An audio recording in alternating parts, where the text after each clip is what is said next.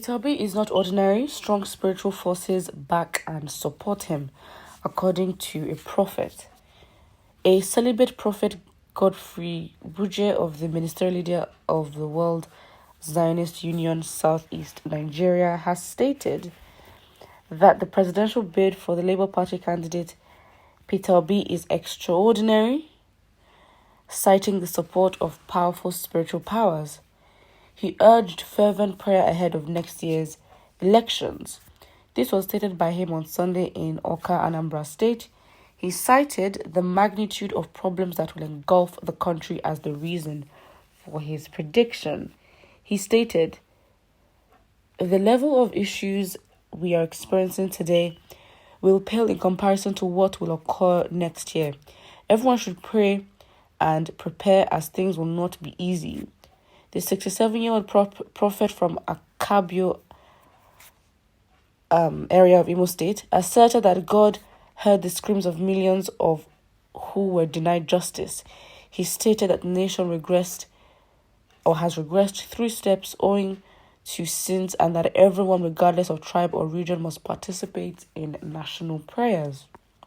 Before this year's PDP presidential primaries, he projected that Peter Obi would become the PDP candidate. Obi eventually defected to the Labour Party and became their presidential contender for the 2023 elections, a development about which the prophet expressed surprise and dismay. However, he stated on Sunday, what is occurring around Peter Obi ahead of the 2023 presidential election is not normal, and everyone, especially those in authority, should be extremely vigilant. I said this because nothing in the religious, economic, and socio-political spheres occur by chance. The hand of God is behind events surrounding Peter Obi, notably the widespread of support from the nation's young.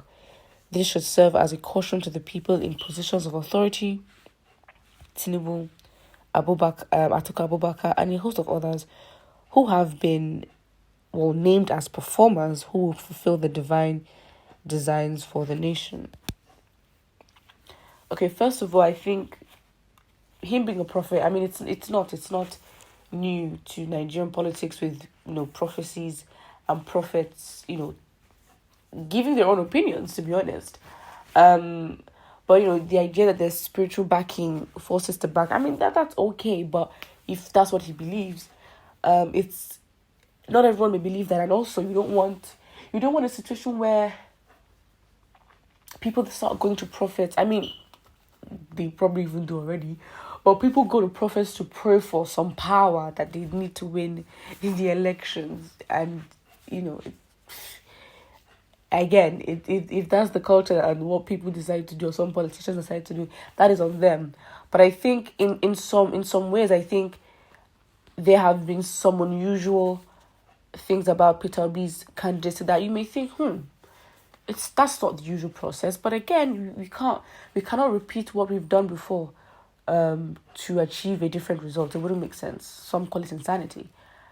So, in that regard, I'd say he's right. In the fact that he defected to the Labour Party, I mean, we never really know the strategy behind that, if he maybe predicted or saw what was going to come. But the thing is, for the fact that he defected 3 days before the primaries, I think that must have been... I personally find that very interesting, because if he did not... that was the key. That was the game changer. If he didn't, I don't think we'd be talking about him today.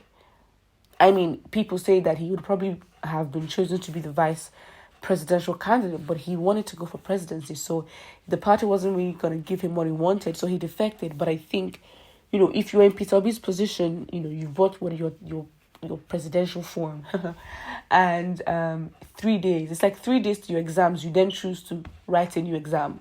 I think it's a very scary move, and I think that was strategic. If he did not do that, I mean, that was the determining factor. So whoever convinced him to go to Labour Party or even defect, because again, Labour Party, as they say, is an upcoming party. So again, with the worries of not having a structure, the defection, of course, big news, but now the support that's garnered. And I think as much as we want to look into, it may not make sense or look to how he may have spiritual backing, another logical side of the whole situation is the fact that the youth know what they want. Or if they don't know what they want, they definitely know what they do not want. And I think the NSAS process solidified that. What I think a lot of people may be surprised is with the action, because with the youth, there's so much pressure on the youth to change things.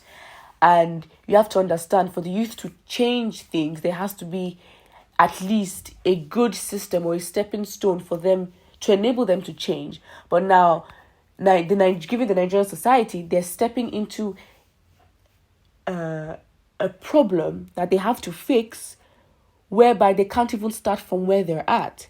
They don't even start from where the problems meet them.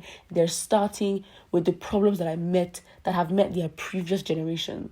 2, 3 generations, 4 generations back. So do you see the kind of work or the kind of expectation that is put on the youth to change things? I think it's absolutely just does not make sense. It's something that everybody would have to, if you want to change the country.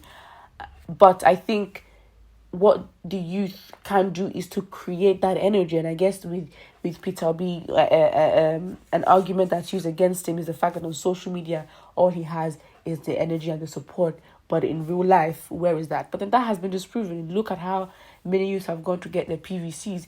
It is a whole movement. And I think, Nigerian youth are just tired of being the ones to generate energy, and look at the energy fall flat after a couple of months. So I think the NSAS protest was a step in the right direction, because, as much as maybe the youth may not directly know what specifically or have a vision, because I think you're just putting too much work, because the older generation would not take responsibility because they failed. But they may not necessarily know specifically what they want in terms of redefining Nigeria and going through that as a plan.